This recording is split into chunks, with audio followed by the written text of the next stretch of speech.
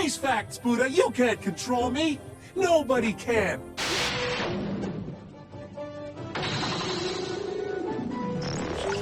One has always remained my favorite. King. 我是谁吗？花果山水帘洞齐天大圣美猴王孙悟空。Halo guys, kembali lagi dengan gua The Stories, nama gue Dedi. Kita bakal bahas satu karakter yang agak fenomenal, yang agak berseliweran di dunia sekarang. Kalian pasti tahu lah ya, nama Sun Gokong atau Sun Wukong, keras sakti dan sebutan lain-lainnya. Mungkin anak modern mengenal monyet satu ini dari karakter-karakter game seperti Dota 2, Mobile Legends, dan tentunya Hawk atau Honor of King. Dan yang baru-baru ini yang lagi ngetrend, Black Myth Sun Wukong. Nah, jauh sebelum itu mungkin anak-anak 90-an pada tahu Sun Wukong dari serial film yang dulu tayang di Indosiar.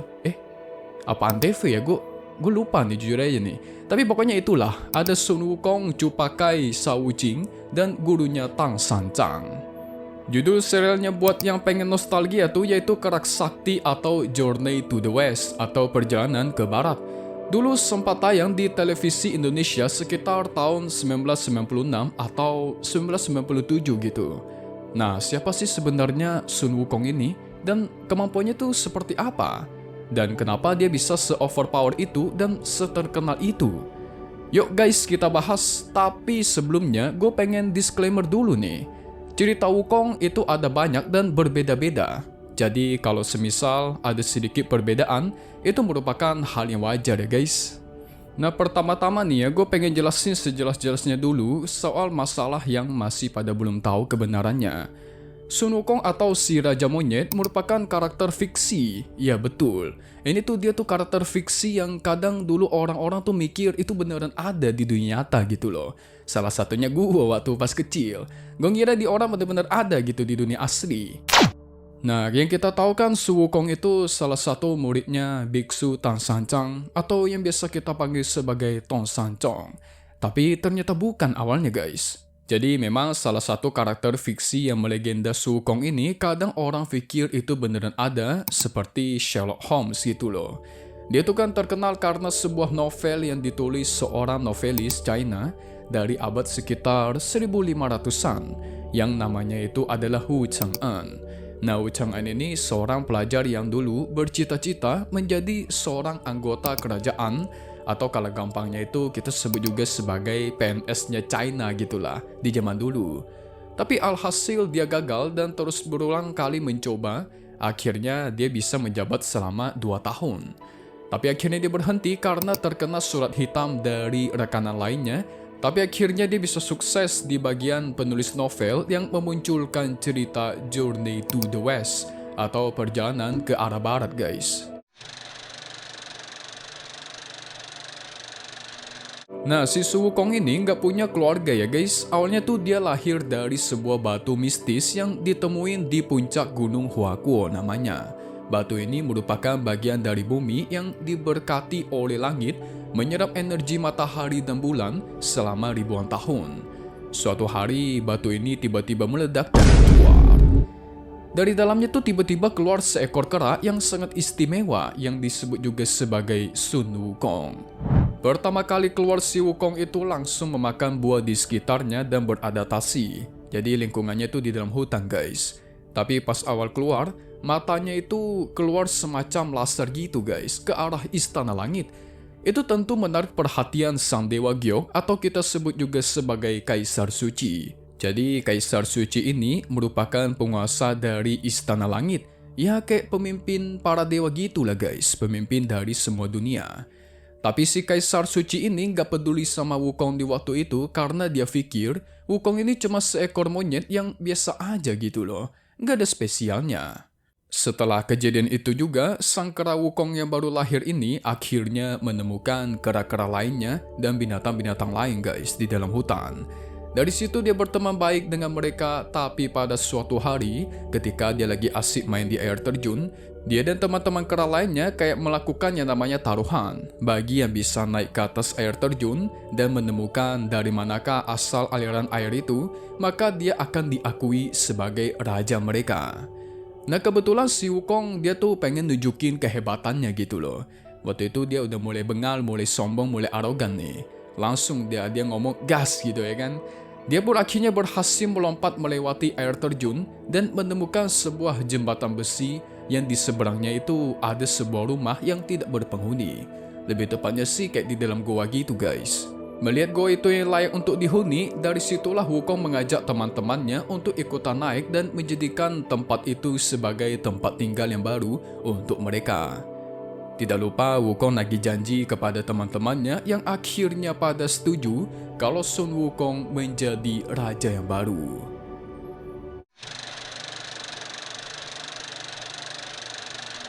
Setelah si Wukong jadi raja, dia melihat salah satu temannya yang udah tua pulang duluan ke rumah yang maha kuasa, dalam artian udah meninggal guys.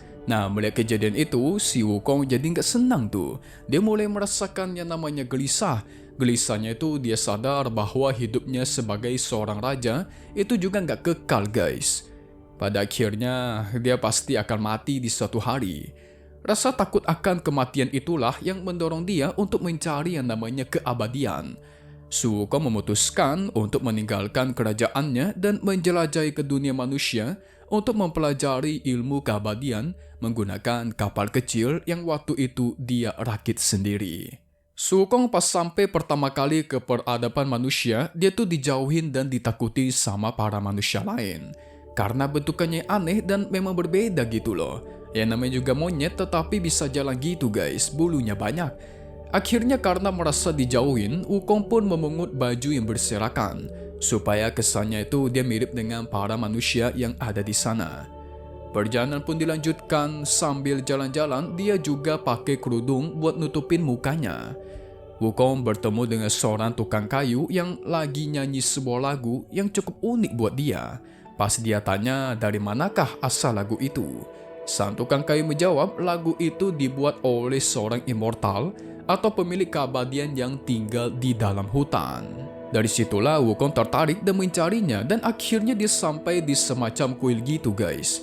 Dia bertemu sama seorang ahli bela diri sekaligus praktisi ilmu Taoisme, namanya Puti Jushe, atau kita panggil sebagai Master Puti. Awalnya sih si Wukong minta untuk diajarin ilmunya ya, tapi Master Puti menolak. Namun karena benar-benar pengen belajar, Wukong sampai menunggu dirinya berbulan-bulan guys di depan kuilnya. Master Puti yang melihatnya akhirnya terkesan dan menerima Wukong sebagai muridnya. Nah di sini juga lah si Wukong belajar sebagian besar kemampuan yang dia miliki nanti, seperti contohnya 72 transformasi atau perubahan 72 bentuk yang bikin dia tuh bisa berubah jadi 72 makhluk hidup, benda-benda lain yang biasa kalian lihat di film-film itu guys, atau mungkin di dalam game. Jadi kayak teknik 1000 bayangannya Naruto gitulah. Ada juga teknik awan terbang Chintouyin, jurus khasnya yang membuat dia bisa melompat jarak yang jauh hanya dengan sekali lompat. Ada juga kemampuan bela diri, sihir mengontrol cuaca dalam batas tertentu, pengetahuan kosmologi, dan mistis Tao. Dan yang paling penting yang dia cari-cari dalam perjalanan ini, rahasia dari keabadian. Nah itu yang dia cari dari awal guys. Setelah dia mendapatkan itu semua, yaitu ilmu dan pengetahuan, Master Puti meminta Wukong agar tidak pernah mengajarkan ilmu dan rahasia keabadian kepada siapapun. Ya akhirnya Wukong setuju sekaligus bersumpah. Setelah dia kembali dari pelatihan dengan Master Puti, Sun Wukong merasa membutuhkan senjata yang sesuai dengan kekuatannya. Dia pun kemudian melakukan perjalanan ke Istana Dewa, yaitu di tempat Naga Aokong, tepatnya di Laut Timur. Di sini Wukong sangat sombong guys, memperkenalkan dirinya kepada Dewa Naga Aokong dengan cara mengacak-ngacak air laut tersebut, sehingga Aokongnya sadar tamu yang tidak dia undang ini bukanlah orang yang sembarangan dan akhirnya mengizinkan dia masuk daripada babak belur ya kan. Wukong langsung saja meminta senjata-senjata yang dia punya sama Aokong, tapi sayangnya nggak ada yang kuat dipakai sama si Wukong guys, karena semua senjatanya itu hancur. Tapi pada akhirnya dia menemukan sebuah pilar yang menopang 4 laut Cina, di mana dia memperoleh yang namanya Ruichin Kupang, yaitu tongkat sakti yang biasa dia gunakan. Kita ingat tongkat itu bisa berubah ukuran sesuai dengan keinginannya. Selain itu, dia juga mendapatkan yang namanya baju zirah emas dan ada helm yang berbentuk sebagai phoenix, burung phoenix loh guys. Ditambah sepatu awan dari Aokang yang membuat dia bisa mengendari awan. Nah, itulah satu set armor yang biasa kita lihat di game-game atau di film-film guys. Aokang tentu khawatir akan kekuatan dari sang monyet yang entah dari mana datangnya ini. Dia memutuskan untuk melaporkan kejadian ini kepada sang Kaisar Suci agar mencegah si Wukong bertambah kuat lagi, atau kalau bisa tuh diberhentikan aja gitu. Dihabisilah dalam artiannya. Setelah mendapatkan senjata dan armor yang sangat sakti dari Laut Timur, Su Wukong pulang untuk menunjukkan kekuatannya kepada para pengikutnya. Tetapi hal tersebut malah menarik perhatian para siluman lain yang pengen bergabung bersama Su Wukong sebagai aliansi persaudaraan. Jadi mereka ngelihat kayak Wukong ini kuat banget nih guys. Jadi ada bagusnya kita temenan aja gitu ya kan. Anggota persaudaraan ini termasuk ada si Raja Iblis Banteng, Raja Iblis Saurian, Raja Iblis Burung Raksasa, Raja Singa, Raja Monyet Makaka, dan Raja Monyet Berhidung Pesek. Banyak intinya guys. Tapi setiap raja memiliki kekuatan dan wilayahnya masing-masing. Seperti kekuatan fisiknya lebih kuat, ada kekuatan sihir, kendali atas udara, dan kecerdikan yang strategis. Persaudaraan ini memperkuat kekuasaan Su Wukong di Gunung Huakuo, menjadikan dia sebagai penguasa yang sangat berpengaruh dan sulit untuk ditaklukkan.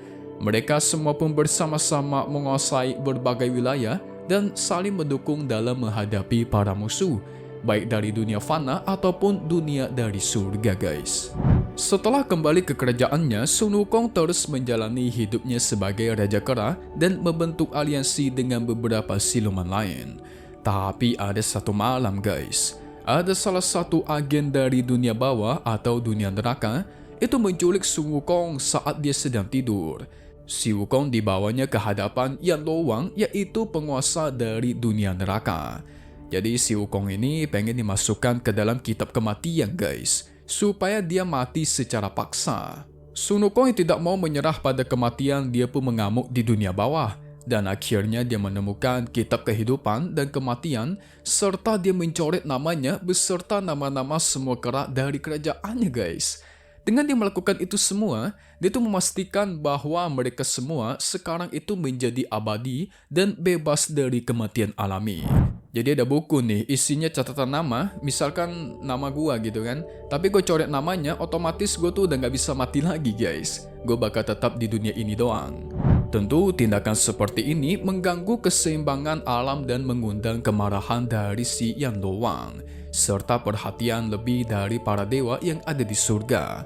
Lagi-lagi Yan Luowang ini melaporkan kejadian seperti ini kepada sang Kaisar Suci, karena kesannya itu udah kelewatan guys. Setelah kembali dari neraka, Sun Wukong semakin sombong dan percaya diri bahwa dia itu tidak terkalahkan. Kabar tentang tindakan Su Wukong di dunia bawah sampai ke surga guys. Jadi sang Kaisar Suci mulai memantau dia tuh, mengawasi Sun Wukong. Tapi karena melihat kemampuan Su Wukong yang sangat mumpuni, jadi Kaisar Suci menawarkan Su Wukong sebuah jabatan kecil di surga sebagai penjaga kuda surgawi. Awalnya sih si Wukong terima-terima aja tawaran itu guys. Dia mengira dengan menerima kerjaan di surga, maka dia tuh setara dengan para dewa lain. Tapi gak lama dari itu dia menyadari kalau posisi ini itu tidak lebih daripada penghinaan, karena posisinya cuma sebagai pelindung kuda langit. Ya kayak cuma jaga kuda doang gitu loh guys. Tentu dia marah dong, merasa tertipu, bahkan merasa terhina. Su Wukong pun memberontak dan menyatakan dirinya sebagai Qi Tian Ta Sheng atau sang bijak agung yang setara dengan langit. Di sana dia menuntut pengakuan sebagai dewa yang setara dengan para dewa-dewa lainnya. Awalnya sang Kaisar Suci nawarin lagi tuh promosi buat si Sun Wukong. Dia sekarang menjadi penjaga buah pir pemberi keabadian. Tapi alhasil ketahuan lagi kalau si Wukong itu masih diremehkan karena di sana itu waktu itu ada 7 biduan atau pelayan yang menertawakan dia sekaligus menghina-hina Wukong ketika melihat si Wukong yang sangat sombong tetapi menjaga kebun buah pir. Padahal para dewa lagi pada asik pesta. Kalau dia memang setara dewa kan harusnya dia ikutan pesta itu ya kan? Wukong yang mendengar itu auto kesal dong, lagi-lagi gue diremehin nih. Dia memutuskan kembali ke Gunung Huakuo, menyusun rencana untuk menantang surga. Pada akhirnya dia mengamuk di surga lagi guys. Mengalahkan beberapa jenderal surgawi dan pasukannya dikirim untuk menghentikannya. Bahkan dia menyusup ke Taman Persik Si Wangmu untuk mencuri persik keabadian. Di sana dia mencuri pil abadi dari Lao Tzu, semuanya dia makan dan dia minum. Dan tentu setelah memakan itu semua, dirinya memperkuat keabadiannya serta kekuatannya meningkat drastis. Sun Wukong juga menyebabkan kekacauan di Istana Surga, menantang para dewa dan menunjukkan kekuatannya yang luar biasa. Upaya-upaya untuk menaklukkan Sun Wukong sudah dilakukan tetapi gagal. Gak ada satupun dewa yang bisa mengalahkan dia guys. Saat kekacauan itu terjadi yang disebabkan oleh Wukong itu mencapai puncaknya, para dewa memohon bantuan kepada Buddha di barat, yaitu Buddha Rulai guys. Buddha pun kemudian turun tangan dan mengundang Sun Wukong untuk bertarung, dengan taruhan tentunya. Sun Wukong yang sangat sombong menerima tantangan itu. Buddha menantang Sun Wukong untuk keluar dari telapak tangannya dengan janji kalau si Sun Wukong bisa melakukannya, dia akan diakui sebagai penguasa surga. Sun Wukong dengan sombong percaya diri bisa keluar dari tangannya Buddha guys. Dia pun menggunakan teknik awan kinton terbangnya untuk melintasi jarak yang sangat jauh. Setelah dia merasa kalau dia telah mencapai ujung alam semesta, Sun Wukong menemukan ada 5 pilar besar dan mengukir namanya di salah satu pilar di sana. Itu sebagai bukti kalau dia sudah sampai ke ujung dunia guys. Setelah dia ukir, dia mengencingi pilar-pilar itu. Emang nih si Wukong sifat berandalnya itu nggak ada lawannya guys. Tapi setelah dia kembali ke hadapan Sang Buddha, Sun Wukong segera menyadari kalau pilar-pilar tersebut ternyata adalah jari-jari tangannya Buddha guys. Jadi pilar yang dia lihat tadi itu sebenarnya yang dia kira berada di ujung dunia itu malah merupakan jari-jarinya Buddha. Nah, jadi sedari awal dia itu nggak meninggalkan telapak tangan Buddha sama sekali. Meskipun dia terbang sejauh mungkin, tapi ternyata dia masih berada di genggamannya Buddha guys. Menyadari kalau dia sudah tertipu dan tidak bisa melarikan diri, Sun Wukong pun mencoba untuk melawan, tetapi hasilnya tidak berdaya guys. Dia dikasih tapak Buddha dan Wukong langsung ditekan sampai masuk ke dalam tanah. Sebagai hukuman atas kesombongan dan pemberontakannya, Buddha kemudian menjatuhkan Sun Wukong dan mengurungnya di bawah Gunung Lima Jari. Gunung Lima Jari, gunung besar yang terbuat dari 5 elemen dasar. Ada logam, kayu, air, api, dan tanah. Sun Wukong terperangkap di dalam sana selama 500 tahun, tidak bisa melarikan diri, dan cuma bisa merenungkan perbuatannya. Nah, itulah cerita si Sun Wukong sebelum dia bertemu dengan sang gurunya yaitu Tan San Chang guys. Dari kejadian itu tuh emang si Sun Wukong bisa dibilang bukan orang yang baik ya guys. Dia tuh kayak petakilan, sombong dan juga serakah. Tetapi karena itu dia berhasil mencapai ke kekuatannya yang hampir tidak tertandingi, kecuali sama si Buddha ya kan. Nah, kalian pasti pada tahu kan cerita setelahnya itu seperti apa. Ya itu seekor kera terkurung di dalam penjara, terperangkap dalam gua. Gue gak bisa nyanyi guys, jadi wajarin aja ya. Nah, sesuai kata gua, film-film Wukong itu ada banyak guys. Jadi ceritanya juga berbeda-beda. Kalau semisal ini agak berbeda daripada sebelumnya, itu harus diwajarkan. Karena ini based on novel yang sama. Tapi kalau kalian main game yang baru-baru ini, yaitu Black Myth Wukong, kita tuh di awal-awal scenes, oh iya disclaimer dulu, ini agak spoiler ya guys. Jadi di awal-awal kita tuh langsung mendapatkan scene si Wukong melawan Dewa Erlang yang sangat kuat. Itu setupnya setelah si Wukong mendapatkan kitab suci. Nah, pada akhirnya Wukong dikalahkan dan dihukum kembali. Sebagai buktinya kalau game Black Myth Wukong itu merupakan cerita di masa depannya, jadi kalau kalian perhatikan musuh-musuhnya itu, ada beberapa musuh dari karakter-karakter yang muncul di Journey to the West juga. Seperti contohnya Sang Elder Jinche. Jadi Elder Jinche itu seorang biksu yang dulunya pernah diberikan mantel emas oleh biksu Tan San Chang. Tapi waktu itu dia berubah menjadi siluman guys, cuman untuk detailnya gue lupa sih. Ya, pada intinya setelah bertemu Tan San Chang, si Wukong yang Black Myth ini harus melawan dia lagi. Tadi Mimin sudah banyak banget mention skill-skillnya si Wukong ya kan, kemampuan-kemampuannya. Gimana? Kalian tertarik nggak buat bahas-bahas karakter mitos atau legendais seperti ini? Atau mungkin kalian tertarik buat ngebahas alur cerita dari Wukong Black Myth yang baru-baru ini muncul? Karena jujur series ini cukup seru untuk kita bahas. Apa jangan-jangan kalian juga pengen gue membahas si Biksu Tan Sancang, ada juga Cupat Kai dan juga Shao Jing, yang dimana mereka jarang dibahas sebenarnya. Karena kalau kita perhatikan dari awal sampai sekarang, filmnya itu selalu yang ditampilkan lebih banyak adalah Sun Wukong sendiri. Oke kalau gitu, gua Dedi, thank you udah nonton buat konten kali ini. Silahkan subscribe dan komen sebanyak-banyak ya. Kalau bisa sih di-share juga ya guys. Gua mau pamit undur diri dulu, see you guys.